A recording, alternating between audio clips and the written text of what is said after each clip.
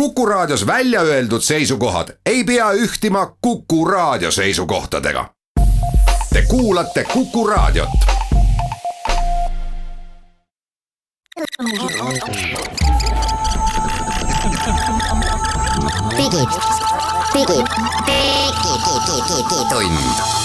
Digitund. Nutikad lahendused ja digitunni toob sinuni Elisa. Esmaspäeva hommikupoolik on taas käes ja see tähendab, et digitund alustab. Tere hommikupoolikut kõigile, stuudios Hans Lugas, Henrik Roonemaa, uudisteportaalist Genius.ee. Nagu ikka esmaspäeviti ja digitunni teemad on täna sellised. Me räägime Smart ID-st ja sellest, kuidas vist tundub, et võib-olla Eesti on saanud juurde ühe korraliku digiallkirjastamise vahendi. Räägime Fanvestorist Eesti muusika maastiku ühest suurest uuendusest, mis võiks aidata eelkõige siis muusikuid, mitte fänne. Meie kõigi lemmik postifirma Cleveron Viljandist toob välja oma uue kullerroboti. Volditavad telefonid on reaalsus. Seda sai eelmisel nädalal näha. Arutame korraks, kas need on ka siis millalgi meile kohale jõudvad. Aga saate teises pooles ei räägi mitte telefonidest, vaid hoopis ekraanidest ja sellest, kuidas ekraanid muutuvad selliseks, et nad ei olegi meie ees käega katsutavad, vaid asjad muutuvad nii virtuaalseks, et neid ei võigi enam ära tunda.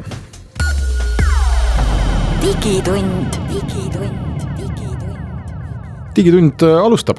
Eelmise nädala üsna lõpupoole neljapäeval tabas Eesti riiki suur üllatus, nagu võis ajakirjandusest lugeda. Nimelt Smart ID, mis on olnud siin juba hea jupp aega, aastake kindlasti, kui mitte rohkem. 2016 lõpus, nii et nüüd saab kohe 2 aastat. Smart ID on olnud selline uue põlvkonna mobiil-ID asendaja.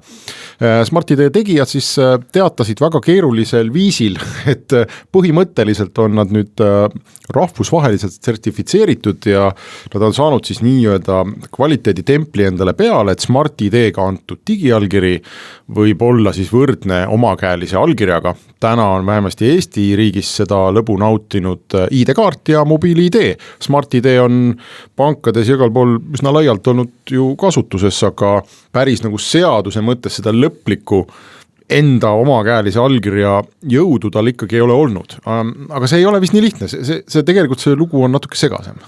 Jah, ta on olnud selline, et need pangad, kes toetavad SK-d ja Smart ID on öelnud, et meie jaoks piisab, logige sisse. Riigiametid on lähtunud sellest ju, et Euroopas on hoopis keerulised ID-tase määrus, erinevad tasemed ja nii edasi, kuhu varem ei ole see Smart ID siis nagu vastanud, et nagu päris digiallkiri, mis on täpselt võrdne sellega, mis sa oma käega kirjutad kuhugi alla. Sellepärast pole ta riigisektoris väga levinud ka olnud, aga nüüd on alates 8. novembrist, ehk siis kui see on neljapäevast alates registreeritud Smart ID kontoga, saab anda täpselt sellise digiallkirja, mis on nüüd võrdne kogu see ID-kaardiga. Aga kui sul telefonis näiteks on, ma ei tea, kas 7. novembril või aasta alguses registreeritud Smart ID konto, siis ta nüüd toodab veel vana, seda kehvemat kraami. Ja need põhiliselt esimene samm on see, et inimesed peavad kustutama ära oma praeguse Smart ID konto ja tegema uue konto ja siis ta saab nii-öelda selleks uueks tugevamaks digiallkirja õigusega konto. Ja ma testisin seda järgi muide, et sa teed ühe faili, kuidas seda teha omate teema, aga testisin vana Smart ID-ga ja uuega ja tõesti, et siis näiteks Digidoc programm, mida riik on arendanud, ütlebki vana kohta, et see ei ole nagu päris, see ei ole see nagu mööndustega digiallkiri, aga uue kohta nüüd selle nädala neljapäevast, eelmise nädala neljapäevast, et päris seaduse ees oma allkirjaga võrdne digiallkiri tuleb Smart ID-st ja see on päris kõva uudis. Kas selle sama Digidoc programmiga, millega me kõik oleme harjunud neid dokumente allkirjastama, saab anda ka Smart ID-ga allkirja? On see võimalus seal olemas? Ei ole, sellepärast, et nagu sa ütlesid väga hästi saate alguses, et riigile tuli suure üllatusena, et veel üks päev enne seda uudist nad ei teadnud midagi sellest. Küll aga on lubanud, et võtavad selle nii-öelda arendusplaani, et tarkvara tellitakse mingi viitega, et järgmisel aastal peaks lisanduma, et Digidoci tarkvaras saaks anda Smart ID. Sina ütlesid, et andsid selle allkirja, mis mooduseid sa siis kasutasid selleks? See on jah keeruline, ütleme, et tavaline Eesti inimene seda ei kasuta, aga tuleb välja, et on Leedus e-teenus, mille Leedu nimi on Docobit, et asjad veel segasemaks lähevad, on nad Eestis registreerinud domeeni digidoc.ee, mis ei ole see Digidoc, mida riik arendab. Ühesõnaga, seal saab Smart ID-ga anda allkirju ja 5 tükki on tasuta, edasi on see kommertsteenus. Et igaks saab järgi proovida, mis mis allkirja tema Smart-ID toodab. aga sa saad sealt siis vastu selle sama B-doc faili, millega... See B-doc faile, formaat on veel, Euroopas on mingi ASIC E-formaat, eks, ja täitsa tavaline digiallkirja konteiner tuleb. Okei, nii et see Eesti digidoc oskab seda lahti võtta ja saab aru, et see on allkirjastatud. Et see näitab, et standardid ühilduvad, et lahti saab teha juba, nii et... Ja see on väga põnev, ma hakkasin mõtlema, miks see on huvitav nüüd. Keda see ikka huvitab, et mis seaduse mõttes, mis tasemel see vastab. Aga siis ma hakkasin mõtlema, et e-residentsus on üllatavalt hästi on vaikitud maha see, või siis ei ole keegi rääkinud, et e-residendi jaoks ikka võib päris tüütu olla, et sa lähed selle haibiga kaasa ja siis saad mingisuguse plastikkaardi, sa hakkad neid driverid lugeja, driver. Nad ei saa mobiili-ideed võtta, seda on teile Eesti Telekomi kliendid. No, võivad hakata, aga see on ka paras jama ikkagi. Jah, et üllatavalt vähe on minuni vähemalt jõudnud sellist virinat, et see jutt on tore, aga päriselt seal kasutamine on keeruline. Nüüd see võib-olla võiks muutuda, ma kujutan ette, et kui sa oled e-resident ja lähed võtad kuskilt sealt saatkonnastama selle kaardi ja ühe korra teed ära siis selle Smart-ID konto. Ja siis sa oled nagu saad anda Smart-ID-ga neid allkirju, mis on siis kogu selle e-residentsuse asjas ivaks. Ehk sa ei pea jändama enam selle ID-kaardi asjaga. Aga kas riik on öelnud või mitte öelnud seda, et kui ma nüüd selle leedukate programmiga annan selle digiallkirja Smart-ID-ga ja ma saadan näiteks mis iganes kohalikule omavalitsusele, kus ma riigile pean midagi saatma, allkirjastan selle Smart-ID-ga läbi leedukate, kas nad võtavad selle vastu ja ütlevad, et see on tõesti allkirjastatud? Jaa, seda ei pane tähelegi, et ma ise spetsiaalselt uurisin seda, et kuidas see antud on, see allkiri. Aga tavaline container fail ja samamoodi digiallkiri ja ütleb, et allkiri kehtib, ongi korras, nii et see ei tohiks kedagi huvitada. Ja Eesti on teatavasti üks vähene riik Euroopas, kes võtab hästi vastu nende allkirju ja peas, et see vastab sellele tasemele ja ongi kõik. Ma arvan, päris massides seda siis ikkagi läheb siis, kui sellesse Eesti digidoki programmi ka see võimalus tekib, et ma loodan, et see on varsti, aga sa mainisid e-residente, ma lisan ühe sellise kodumaisema tahu ka veel, mis on selline tuleviku tahk, aga miks see minu arvates on oluline. Nimelt ma arvan, et ikkagi mingis nähtavas tulevikus me hakkame kasutama telefone, kus enam SIM-kaarte ei ole. See on see kuulus e-SIM-i tehnoloogia. Täna on Eestis vist ainult üks operaator, Telia, kes e-SIM üldse toetab, kui ma nüüd midagi maha ei ole maganud. Alles äsja see oli niimoodi ja toetab ka ainult väga üksikute seadmete puhul. Telias on mingi Samsungi nutikell, ma tean, mis oskab võrgus käia, nii et tal on e-SIM. Jah, ja mulle meenub, et Telia on öelnud, et nad on teinud testi, et e-SIM-iga tehniliselt saaks selle kuidagi tööle panna mobiilidee, aga see nõuaks seaduste muutmist ja üldse see on põhimõtteliselt... Ja, ehk et ühesõnaga probleem on selles, et täna miks mobiili-idee on nii kõrgelt usaldatud, on see, et su isik kontrollitakse ära, kui sa seda SIM-kaarti saad ja sa pead selle ise ka veel ID-kaardiga aktiveerima. Ehk et siis riik ütleb, et olgu, et see mobiili-idee on piisavalt kõva asi küll, et see on ka allkiri. Ja nüüd, kui tulevad e-SIM-id ehk SIM-kaarte enam ei ole, vaid SIM-kaart on selline programmeeritav tarkvara jupp telefoni või seadme sees, siis see kontroll ju langeb ära. Ja põhimõtteliselt seaduste järgi või eeskirjade järgi peaks sel juhul täna sertifitseeritud kuskil Saksamaa või ma ei tea, kus laboritesse mobiili-ID tehnoloogia kui selline ja see protsess kui selline. Aga kõik ütlevad, et e-SIM-i puhul peaks hakkama sertifitseerima iga telefoni mudelit eraldi, mida meil tuleb ju aastast turule, no ma ei tea kui palju. Ja see sertifitseerimine on väga pikk protsess, see on kuude, kui mitte rohkem, kui mitte aasta või rohkem kui aastapikkune protsess. Nagu Smart-ID-ga oli näha, 2 aastat on turul olnud ja nad on oma siis nagu tarkvara ära sertifitseerinud. Jah, nii et põhimõtteliselt see, et täna Smart-ID on sertifitseeritud sellel kõrgel tasemel, annab, ma arvan, väga hea võimaluse Eesti e-riigile selles mobiilikeskkonnas edasi kesta. Kui need e-SIM-id tulevad, siis mobiil-ID-ga oleks meil tõenäoliselt päris paras jama, aga Smart-ID, kuna ta nüüd on siis sertifitseeritud, siis tõenäoliselt seda jama ei teki, nii et see on ka selles Eesti e-riigi tuleviku mõttes on see hea uudis, mis ei tähenda, et neid Smart-ID konkurente ei võiks sinna kõrvale tekkida. Smart-ID on ikkagi lahendus. Põhimõtteliselt me võime ju ette näha tulevikku, kus ka riik toob oma Smart-ID-laadse toote turule näiteks, on ju, kui nad seda tahavad. Nii et mitmel rindel selline tore, ma arvan, hea uudis Eestile. Ja saame näha, kuidas mõjud täpselt siis lahti rulluvad, et mis ära kaob, mis saab jõuda juurde, aga põnev igatahes.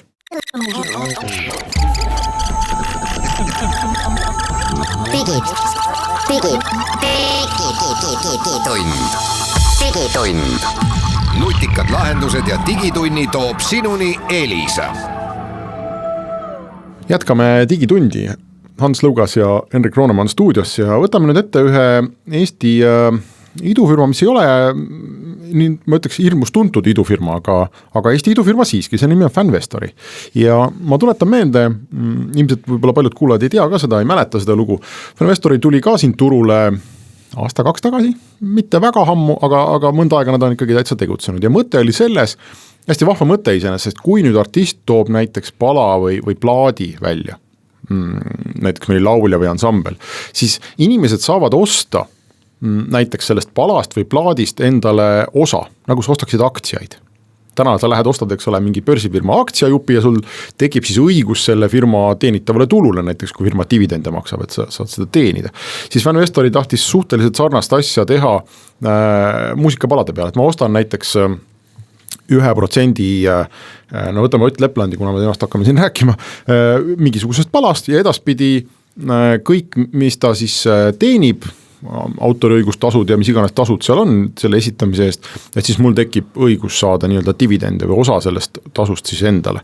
Täitsa vahva mõte ja me Geeniuses kasutasime kohe võimalust, meie kolleeg ostis Ott Leplandi nii-öelda paketist 30 euro eest endale väikse osaluse ja mina veel ostsin Aropi kuulsast Kikimikist ja mõned lood olid seal veel, oli Arop see vist. Arop jaa, see on hirmus popp lugu. Ma ostsin 200 euro eest lausa. Sa nägid selle potentsiaali? Ei, ma ei näinud potentsiaali, aga mulle tekkis tunne, et ma tahaksin kohe vaadata, et kuidas see asi nüüd läheb. Ja see asi on väga huvitavaks läinud, nimelt meie kolleeg Gregor Sibold arvutas siis välja, et kui ta Ott Leplandile 30 eurot andis, siis tänaseks on ta sealt tagasi saanud 7,5 eurot ehk alla 1 euro kuus. Ja see oleks tegelikult täitsa okei tootlus, kui me nüüd kui me arvestaks ühte sellist väikest tõsiasja, et see oma algset raha, mis sa sinna sisse panid, ei saa pärast tagasi. Et sa ostad selle osa, aga sa tegelikult ei saa selle osaga midagi teha. Täna isegi nii-öelda perioodi jooksul sa ei saa seda müüa, mitte kellelegi, sellist võimalust ei ole ette nähtud, et mina seepitan sind ära, Ans, ütlen, et kuule ei ole hea osalus, et osta, ma panin 30, aga tead, osta 200 ära, on ju. Et sellist võimalust ei ole ja see tulu teenimise õigus sul ei ole mitte elu lõpuni, vaid need on teatud aastad, kas seal 5 või 10 aastat näiteks, mis sa sellest palast siis isegi seda raha tagasi saad. Igihaljas hitt siis, ja sa aastakümneid veel kestaks, siis tegelikult minu see litsentsi tulu saamisaeg lõpeb varsti ja kui ma oleksin sinna pannud raha. No ja, et me oleme juba mõnda aega seal olnud, eks ole, et sa sellest algsest rahast, vähemasti kui ma olen täna õigesti aru saanud ja mitte kuskilt ma ei loe välja vastupidi, siis oma näiteks sellest 200-st, mis ma Aropile andsin, olen ma igal juhul ilma. Ma ei saa seda ka pärast selle 5-aastase tähtaja möödumist tagasi. Keegi ei anna mulle 200 pluss tulud, vaid ma pean endast tuludest teenima tagasi enda 200 pluss siis soovitud kasumi. Aga ma tulen tagasi, et Arop ja Kikimiki oli nii kõva laul, et ma kuulsin seda kogu aeg, et sa oled oma 200 kindlasti tagasi saanud ju. Ma olen saanud sealt alla 10 euro. Ehk et kui ma nüüd arvutan ja tõenäoliselt lähema 5 aasta perspektiivis see pala ajas populaarsemaks ei lähe. Raadiod ei hakka seda järsku 100 korda rohkem mängima. Praegu oli päris palju juba nii. Ja siis mul puudub igasugune lootus midagigi, mingit mõistlikku summat sealt tagasi saada, eks ole, et investeeringust me nagu rääkida ei saa, et hea küll räägime siis sellisest hooandja laadsest asjast, et äkki mulle Kikimiki väga meeldis, ma tahtsingi anda ära 200 ja äkki ma saan näiteks 50 tagasi aastate jooksul. Et siis ma olen 150 talle andnud. Aga need idufirma asutajad rääkisid kogu aeg, nad käisid ringvaates vist ja kus iganes nad käisid, rääkisid sellest kui investeeringust, mille pealt saab tulu teenida. Ja siis pärast seda, kui me selle artikli kirjutasime, Gregor kirjutas selle just Ott Leplandi näitel, aga ta kajastas siin ka neid teisi juhtumeid, siis me üritasime reedel saada selle idufirmaga seotud inimeste käest kommentaare. Seal on päris palju, tegelikult see idufirmal on oma tegijad, oma founderid, siis on investorid ja ma rääkisin meie kolleegidega, ma ise ei helistanud, aga ma tean, et mu kolleegid helistasid 5 inimesele. Et küsida kommentaari selle kohta, et kuidas siis nüüd niimoodi on, et näete ise, et meil on siin juba 2 suhteliselt kõva projekti, kus puudub igasugune lootus. Ja parandage mind, kui keegi tuleb, ütleb, et Arop annab mulle 5 aasta pärast see 200 tagasi, pluss siis selle, mis ma olen teeninud. Siis ma olen nõus esitama väga suure avaliku vabanduse ja tõesti ütlen, et ma sain valesti aru, palun vabandust, aga hetkel mina investorina olen seisus, kus mul on tunne, et ma sellest olen nagu ilma, eks ole. Ja pärast seda ja siis nüüd nädalavahetusel me saime siis ühelt selle idufirmaga seotud inimeselt väga sellise emotsionaalse kirja, kus ta põhimõtteliselt ütles, et me oleme ära rikkunud Ott Teplandi plaadilaunchi kontserdi, tuju ja veel mitmete inimeste siin pereelu ja et me oleme väga inetult nagu käitunud selle käigus. Ma tuletan meelde, et me küsisime 5 inimeselt reedel kommentaari. Kaasa arvatud päris tuntud Eesti idufirma investorid, et näiteks Rein Lemberpuule helistati, ma tean, Erti Tammole helistati vist isegi Tanel Padarile ja Uku Suvistele, kes käis seda asja toona televisioonis reklaamimas. Ja nad kõik ütlesid, et nad kas ei taha meiega rääkida või siis, et nad ei tea sellest midagi. Aha. Et küsige nende käest, kes seda projekti teevad, et me ei tea. Ja siis mul ja siis selle idufirma juht andis küll vastuseid, aga ma tean, et toimetus ei pidanud neid piisavaks, et seal jäid ikkagi mingisugused otsad õhku ja see ei olnud päris lõpuni arusaadav, et mis siis nüüd on, aga ta põhimõtteliselt ikkagi rääkis, ma vaatasin selle intervjuu nii-öelda mahakirjutuse üle, et ma saan aru, et jah, et sõnum oli see, et idufirmad muudavadki oma ärimudeleid, alguses me mõtlesimegi nii, aga nüüd me ikkagi oleme aru saanud, et päris nii nagu vist see asi ei saa, et me ikkagi liigumegi rohkem sinna artisti toetamise suunas ja sa saad olla artisti loomeprotsessis kaasas ja ühesõnaga, et kui sulle keegi meeldib, et siis anna talle raha. Et investeeringust on siis nüüd järsku saanud see, et kui sulle keegi meeldib, siis anna raha, et sorry poisid, et me tegime vea, kui me alguses lubasime teile, et te saate midagi sealt tagasi. No nagu see äriplaan ja ütleb, on nimes juba kajastub fänn-vestori, et selle vestori ja investeerimise poole unustaks ära. Unustaks ära, jah. Fänn, raha, kõik. Aga see portaal on kogunud päris palju raha inimeste käest kätte erinevate projektidele, erinevatele artistidele, et see summa on, ma arvan, 10 000 eurodes kindlasti. Seal on näha need erinevad projektid, kui palju sealt erinevad investeeringu võimalused siis nii-öelda on inimeste käest raha saanud ja ma lihtsalt tahaks öelda, et sel hetkel, kui on vaja ringi käia meedias inimeste käest raha küsida ja rääkida investeerimisest, siis on kõik kohad rääkijaid täis. Siis ei ole mingit probleemi. Käia tele-ees, Geeniusele nad on intervjuu andnud, minu meelest nad on isegi äkki Restardi saates käinud, kui ma õigesti mäletan. Siis on kõik rääkijad, aga kui tegelikult jõuab kätte olukord, kus selgub, et inimeste käest on, ma ei tea, kas ma ütleme nii, et kui ma teaks paremini, siis ma võib-olla julgeks kasutada sõna välja petetud, aga ütleme, et inimeste käest on saadud väga suur hulk raha ja siis, kui inimestel tekib küsimus, et aga mis siis nüüd edasi saab, kus mu raha on, kus ma midagi tagasi saan, siis ei ole rääkijaid, siis ei ole, siis tuju ära. Tuju ära ja ärge küsige seda, kuhu raha sai. Et siis hakatakse rääkima, et aga, et näete, et me siin teeme muudatusi ja üleüldse, et me oleme Ott Leplandi elu ära rikkunud sellega, et me andsime talle 30 eurot ja nüüd tunneme huvi, et kuidas siis selle nagu läheb? Sirin Fänn-Vestori kodulehte, et seal on ilusasti vähemalt numbrid väljas, et kui sa ütlesid 10 000 eurot, see on natuke vähe, et kui siin kokku liita see, siis on siit ikka tuleb julgelt rohkem, artiste on palju, summad on kõik ilusti 4 või 5 kohalised, nii et näha on, et raha on läinud kuhugi. Jah, jõuame veel ära mainida, et Cleveroni nimeline firma on nüüd toomas välja oma pakirobotit ja sellel on nimi Lotte, kuller robot. Võib viia pakid sinna, kus inimene parasjagu asub, aga nad tutvustavad seda siis Robotexil novembri lõpus. Ja kuidas ta hakkab siis selle meie teise väiksema Starshipi robotiga konkureerima, kumb teisest kiiremini sõidab, seda peaks kuu lõpust teada saama. Ja küsimus, kas tõesti robotkullerite turul konkurents? No, tulemas ja 12 vähemalt tunduvad Eestis olevat, nii et hoiame silma peal, aga nüüd läheme pausile ja siis me räägime edasi ühest päris põnevast seadmest, millest Eestis avalikult ei ole siiamaani räägitud minu teada.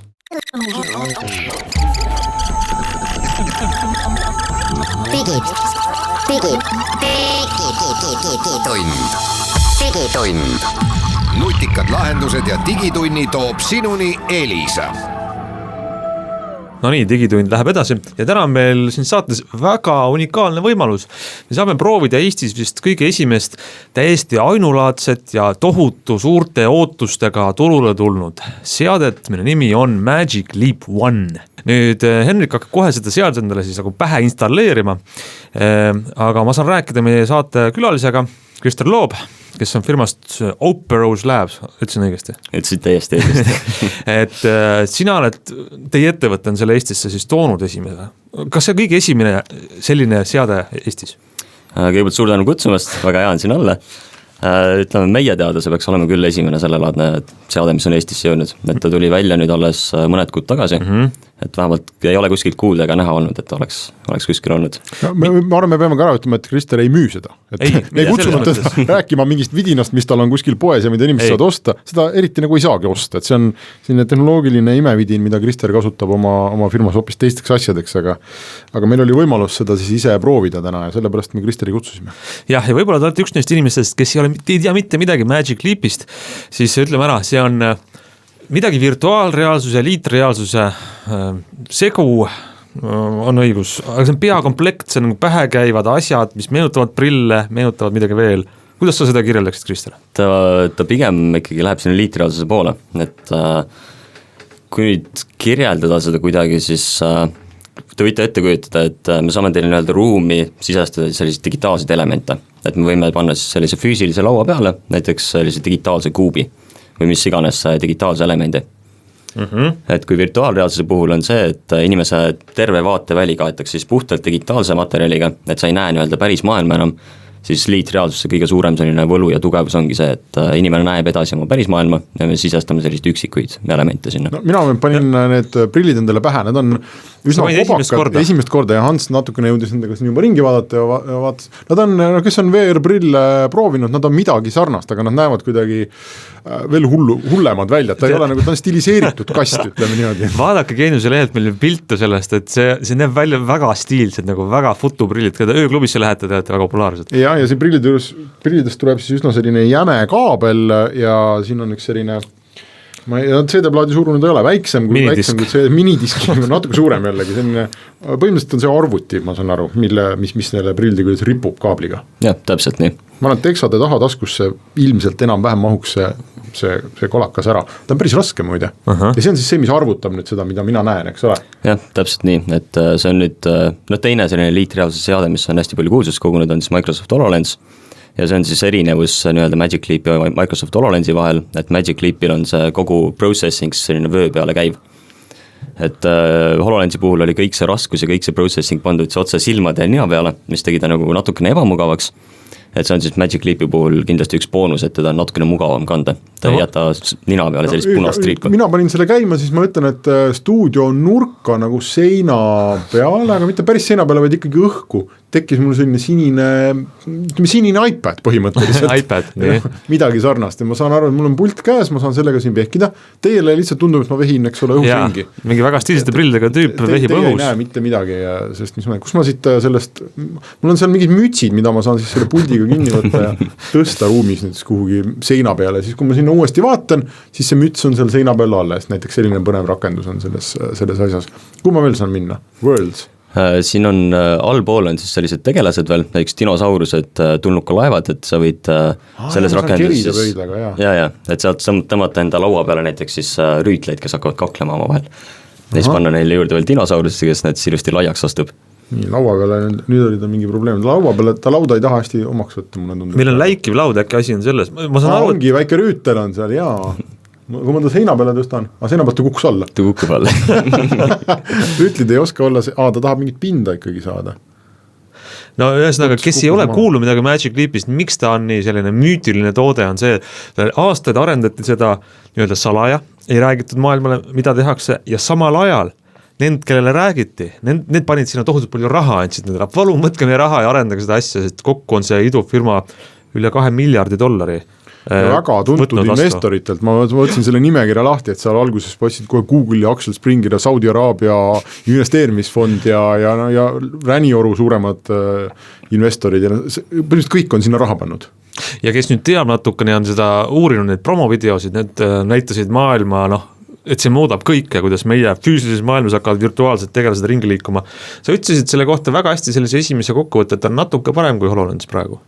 Ta on natuke parem, et on mõned aspektid, mis on paremad, mõned, mis on natukene halvemad, et võib-olla sellist maagilist hüpet, mida sellest rahastusest ja sellest haibist oleks võinud oodata, et seda võib-olla päris veel kohale ei jõudnud.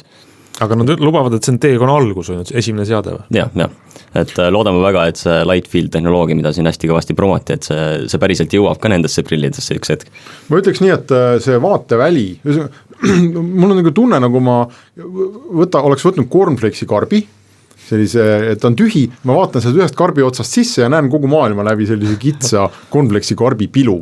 et minu enda inimlik vaateväli on palju suurem, ma näen jah, samal ajal ka läbi nende prillideni, ma näen teid, praegu ma saan teiega rääkida, aga tõesti siin ruumis teie ümber ja teie kohal ja mulle tundub igal pool, kus ma vaatan, on mingisugused virtuaalsed objektid, mida nagu päriselt ei ole olemas ja see ongi see, mille jaoks Magic Leap on mõeldud või? Jah, täpselt nii, et sisuliselt küll, et sisestada selliseid virtuaalseid objekte, mida päriselt olemas ei ole. Ja see on nüüd toode, millest ideaalis peaks välja arenema siis need nii-öelda märkamatud nutiprillid või, et mul on samasugused prillid ees nagu Hansul, mis paistavad täiesti tavalised prillid, Hansul ongi tavalised prillid ees, aga et tegelikult mu maailma siis kuvatakse juurde mingeid asju, mida seal päriselt ei ole olemas. Jah, seda me kõik väga loodame, et eks sinna ilmselt läheb veel hea paar aastat aega, kuni me päris sellele maale jõuame. Kui hästi sa mäletad ja kursis oled Google'i prillidega, mis tegelikult olid nagu oma vormi poolest oluliselt väiksemad ja kergemad on ju, aga kasutasid siis mobiili siis kõigeks muuks. Oskad sa võrrelda need oma vahel? Tegelikult me just nüüd üleeile saime endale need Google Glass Enterprise pillid, mis on siis sisuliselt sama asi, mis nüüd siin aastaid tagasi Google välja lasi ja mis nagu esimese hooga natukene failis. Aga nüüd nad on ennast nii-öelda rebrandinud siis sellise tööstusliku töö jaoks ja need on tõesti oluliselt mugavamad, sa paned nad pähe ja sa põhimõtteliselt ei tee vahet, kas need on tavalised prillid või siis on need nutiprillid. Et neil on küll väga, ütleme, selline limiteeritud võimekus, et nad ei suuda sinu ümber olevat ruumi trackida, et ta sisuliselt on nagu staatiline ekraan sinu silmade ees. Kuidas nüüd see Magic Leapi tehnoloogia töötab, kuidas ta aru saab päriselt, et siin on sein, stuudiosein ja ma nii-öelda virtuaalse naelaga löön sinna seina kinni mingisuguse vidina või mingi asja, et ta saab aru ja inimestest saab aru? Seal on siis selline trackimine sees, mis on siis SLAM, niimoodi maakeeli nii-öelda. Et tal on küljes 6 kaamerat, mis on must-valged suht madala resolutsiooniga ja siis nendest 6 kaamerast siis vastavalt sellele, kuidas need visuaalsed punktid inimese ruumis liiguvad, siis vastavalt sellele ta saab aru, et kas astusid nüüd edasi või tagasi. Ja sisuliselt sama põhimõttega siis arvutatakse välja kogu see 3D nii-öelda map sinu ruumist, et kuhu peale sa saad siis hiljem lisada objekte või kuidagi nagu suhestada. Tõesti, mulle tundub, ma panin mingisuguse maagilise seene või metsakese praegu toanurka ja kui ma liigutan, kas see vohab seal? Ma saan talle minna lähemale ja mulle tundub, et ma olen praegu küll mikrofoni ees, aga ma saaks kõndida ümber tema ja vaadata teda siit ja sealt poolt ülevalt ja alt, et see on nii, jah? Kui ma läheks talle lähemale, siis ma näeks teda lähemalt. Jah, sa võid vaadata ülevalt alt, vasakult paremalt. Nüüd selge tehnoloogiline vahe on sellega, et kes on mõnda nagu virtuaalreaalsuse peakomplekti kasutanud, kus on toanurkades sellised majakad, HTC Vive, mis majakad mõõdavad, kus sa asud ja see nõuab nagu lisa ülesseadmist, siis sellel paned pähe ja ta saab ise aru ümbritsevast. Jah, et võib-olla üks miinus, mis sellel on, et sa ei pane neid majakid, on see, et see trackimine nii-öelda ajapikku läheb natukene halvemaks. Aga üldiselt me ei ole nagu tähele pannud, et see oleks oluline probleem. Selge, me oleme nüüd teada saanud, mis on ja mida ta teeb, teeme siia väikse pausi ja siis läheme jutuga edasi.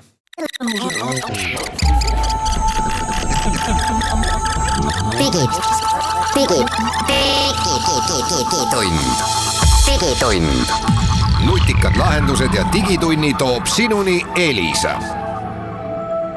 No nii, lähme digitunni saatega edasi, mis saime just mõlemad proovida Henrikuga esimest korda. 2,5 miljardilist seadet. Jah, täpselt. Üks kallimaid asju, mis ma olen proovinud, ma tunnistan. Ja ma kujutan ette, et kui sellest tuleb nüüd 3., 4., 5. versioon, siis me vaatame seda esimest mudelit ja mõtleme, et oli alles kohmakas, kui see nüüd jõuab nii kaugele. Aga räägi, kust ettevõttes sa oled, miks sa seda asja proovid ja miks te rossite, see on päris kallis asi vist, jah? Ta ei ole kõige odavam lõbu maailmas tõesti, et mina olen siis ettevõttest Operus Labs ja meie tegeleme siis liitreaalsuse tarkvara arendusega, et meie funktsioon on siis aidata inimestel selle tehnoloogia abil siis paremini tööd teha, et näidata ette tööülesandeid, kuidas midagi teha, kus midagi teha ja nii edasi. Ja siis sinna hulka läheb ka siis erinevate seadmete testimine, et kuna hetkel see riistvara seis on veel selline, et me ei ole nii-öelda kohale jõudnud sellega, et siis meie see üks eesmärkidest ongi testida kõik olemasolevad seadmed ära ja siis vastavalt kliendi vajadustele siis me oskame soovitada neile erinevat seadet. Okei, see Magic Leap One, see esimene seade, kas siin on praegu ainult nii-öelda nende naljakate seenemetsade istutamine ja tehnoloogia avastamine või tal on ka juba midagi sellist praktilist, mida võiks kasutada kuskil? Ütleme, ta on hetkel küllaki suletud süsteem, et ta lasti nüüd tõesti välja alles paar kuud tagasi, et hetkel ma ei ole veel näinud, et keegi midagi sellist väga wow'd või väga sellist töötuslikult kasulik oleks teinud sellega, aga ma usun, et kindlasti need rakendused tulevad. No mis need on, mis need tulevad siin, miks selline asi võiks olla siis kasulik kuskil? Mida me enda töös oleme näinud, on see, et inimeste juhendamine nende töö juures on tihti üsna keeruline, et tavapäraselt inimesed kasutavad selliseid pabermaanualeid, kus on siis mingid koordinaadid ja mingid sellised veidrad terminid, millest on intuitiivselt hästi raske aru saada. Ja mida meie enda tööga teeme, on siis see, et me näitame inimesele sisuliselt noolega ette ära, et mine sinna ja võta sealt näiteks Bolt. Et see on hästi lihtne, hästi intuitiivselt arusaadav tööülesannete jagamine on siis see, millega meie eelkõige tegeleme. No kui ma nüüd seda seadet siin proovisin ja kui ma teda vaatan, siis ma saan sellest põhimõttest aru ja see põhimõte on tegelikult hästi äge ja ma olen valmis absoluutselt kindlasti alla kirjutama sellele, et kui see tehnoloogiliselt nüüd jõuaks sinna, kus me tahame, et ta jõuaks, et mul ei oleks peas mitte selline kobakas ikkagi, vaid midagi sellist nagu Hansu tavalised prillid on ja see rikastaks maailma, see pilt oleks kvaliteetsem ja resolutsioon oleks suurem ja ta sobituks füüsilisse maailma paremini ja siis see oleks põhimõtteline samm tehnoloogia arengus edasi, aga ma täna ausalt sulle ütlen, et minu meelest sa oled ostnud ikka mingi päris paraja jama.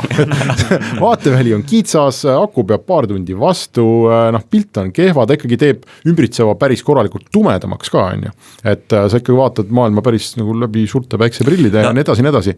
Mina olen prillikandja, ma pidin praegu ära võtma prillid, ma nägin kõike -2, nagu, et natuke udune oli ka. Aga ühesõnaga, hetkel sa oled pannud mitu tuhat eurot mingisuguse jama alla.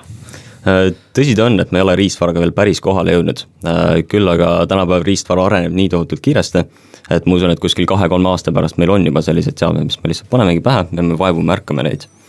Ja praegu on minu meelest siis täpselt õige hetk, kus meil on hea aeg prototüüpide ja nii-öelda olla valmis selleks, et kui tehnoloogia jõuab sinnamaani, siis meil on kohe lahendused olemas, meil on kohe sellest tehnoloogiast kasu välja võtta. Ja täna ta on sellises seisus, et kui sina näiteks või mina või meie siin usume, et 3, 4, 5, 7 aasta pärast on nii, et siis täna on väga hea aeg õppida selles uues maailmas asju tegema. Täpselt nii, see on ideaalne aeg, kus ette valmistada, teha selliseid pilootprojekte, leida, kus need kõige kasulikumad kohad on ja siis, kui me jõuame sinnamaani, et tehnoloogia on nagu olemas, siis meil on lihtsalt vaja skaleerida seda. Aga kui kindel sa oled, siit sellest asjast Hansu prillideni on väga pikk tee.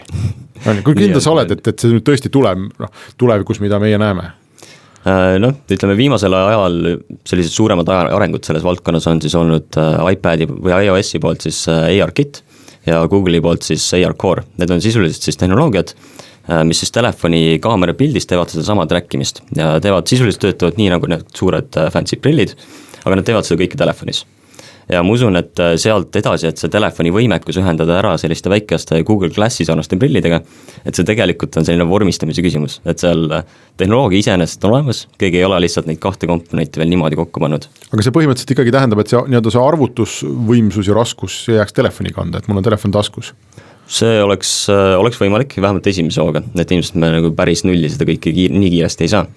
Aga me oleme tähele pannud, et sellest ei oleks tegelikult mingit muret, et mulle meeldib iseenesest selle Magic Leap One'i puhul see otsus, et nad on teinud, väga palju asju tuleb veel pähe panna reaalselt oma silmade juurde, aga kõike, mida ei pea tingimata sinna panema, et kaamerad ja ekraanid, need on viidud siis selle, nagu sa ütlesid, selle väikse kettakese juurde, see arvuti, mis läheb, ma ei tea, vööpandlaga kuskile või, et mida iganes saate ära viia, viige ära ja tegelikult minimaalne asi, mis me endale pähe peaks panema, oleks siis võiks olla midagi nii vähe, nagu ühel telefonil tänapäeval on vaja, et teha seda nii-öelda liitreaalsust on ju. Ja selles, kui sa niimoodi seda kõrvutad, ma olen näinud neid Androidi ja iPhone'i need liitreaalsuse tulemusi. Su jutt hakkab usutavamaks muutuma.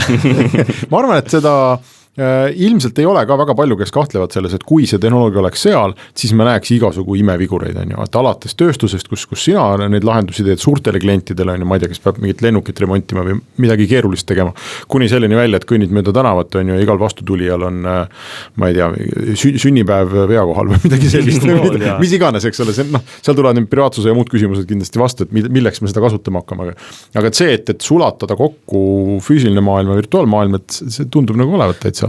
Mis praegused seadmed, te kindlasti ei istu lihtsalt, ei oota, kuni 2 miljardine ettevõtte mõne uue mudeli valmis saab. Olemasolevatega, millistega seadmed üldse teil kasutusel on ja kuhu te kaugemale olete jõudnud nendega? Eelkõige me igapäevatöös kasutame siis Microsoft HoloLensi, Google Glassi ja siis ka iPad ja siis telefone. Et need on meie jaoks need kõige nii-öelda robustsemad, kõige töökindlamad seadmed täna. Et jah, neid me enamasti kasutame.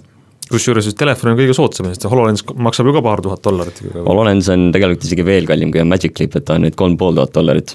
Aga juba järgmise aasta esimeses-teises kvartalis on tegelikult oodata HoloLens 2, mis on siis väidetavalt tuleb 3 korda odavam ja oluliselt kergem, oluliselt suurem aku eluajaga ja nii edasi ja nii edasi. Nii et jah, seda võrra ma arvan, et kuidas näiteks mobiiliprotsessorite jõudlus areneb, seda võrra arenevad ka need seadmed edasi, et seal on seda arvutamist ikkagi päris palju, et sa pead tõesti trackima, et kus need objektid ruumis on, sa pead neid 3D-s joonistama, inimesed kõnnivad ümber, sa tahad neid panna palju, mitte 1 mütsi, vaid 100 mütsi näiteks, kui sa oled mütsipood või midagi sellist. Et ja no kui me vaatame neid numbreid, et näiteks kui Apple tuli nüüd oma nende uute iPadidega välja, et siis täna reaalselt iPadis olevad protsessorid on paljudes asjades võimsamad kui Apple'is ülearvutites olevad protsessorid, et tundub, et me oleme väga kiiresti teel nagu küll sinnapoole, aga see pähekäiv osa on ikkagi küsimus minu jaoks, et kas seda ekraanindust ja kõike seda õnnestub nii kiiresti teha, mis sina oled, sa oled rohkem sees selles maailmas? Ma arvan, et see nii-öelda consumer toode või see, mis meil igaühel nagu peas oleks, et see on natukene võib-olla kaheldav, et võib-olla esimese kuskil 5-6 aastaga me äkki ei jõua sinna, küll aga me näeme väga-väga suurt väärtust just tööstuses, need tööülesannete tegemisel. Ja seal on ka hea külg, et seal ei ole mingeid otseseid selliseid privaatsusmuresid, et seda on palju lihtsam nii-öelda sisse viia. Et kui seal on mingi efektiivsuse tõus, mingi selline reaalne rahaliselt mõõdetav kasv on see olemas, siis tehnoloogia nagu implementeerimine on küllaltki lihtne. Aga mis see peamine asi sinu nägemuses on nii-öelda tööstusseadme ja tavalisel inimese tarbijaseadme vahel?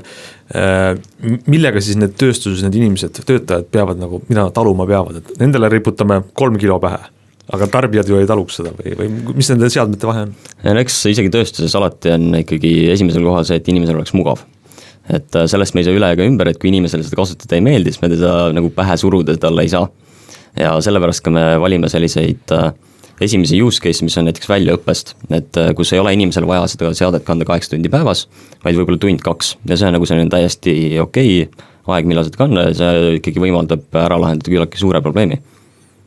Milleks nüüd, kas te üldse seda seadet ise kasutate oma ettevõtte töös või ta ongi sul selleks, et sa käid ringi ja näitad inimestele seda, on teda võimalik täna kasutada? Ütleme, hetkel meie ei ole veel seda seadet mingi konkreetse ülesande juures kasutanud, et on jah, ütleme 10-20% kohati parem kui HoloLens, 10-20% halvem kui HoloLens, et see võib-olla ei ole selline hüpe, mille pärast oleks mõtet tõsta meie asjad nagu ühel platvormilt teisele. Aga on tal juba nii-öelda avatud liides, et keegi huviline saaks sinna programmeerida oma äppe või teenused või maailmu või mida iganes? Ja, et kui seade on olemas, siis on täiesti võimalik sinna rakendusi teha. Ja isegi kui seadet ei ole, siis Magic Leapi kodulehel on võimalik siis võtta selline simulaator, kus saad siis nii-öelda arvuti ekraani läbi simuleerida kõike seda, mida sa seadmes siis näeksid. Ja, meie saateaeg on läbi, nii et selline ajalooline hetk, oleme proovinud väikest tükikest tulevikust ja hetkel tavatarbijana ma ütlen, et proovime mõne aasta pärast jälle, aga ma tõesti usun, et see valdkond on kiiresti arenev, nii et äkki proovime juba poole aasta või aasta pärast. Aga digitundi saab palju varem proovida, siis me oleme uuesti eetris 1 nädala pärast järgmisel esmaspäeval. Aitäh kõigile ja kohtumiseni!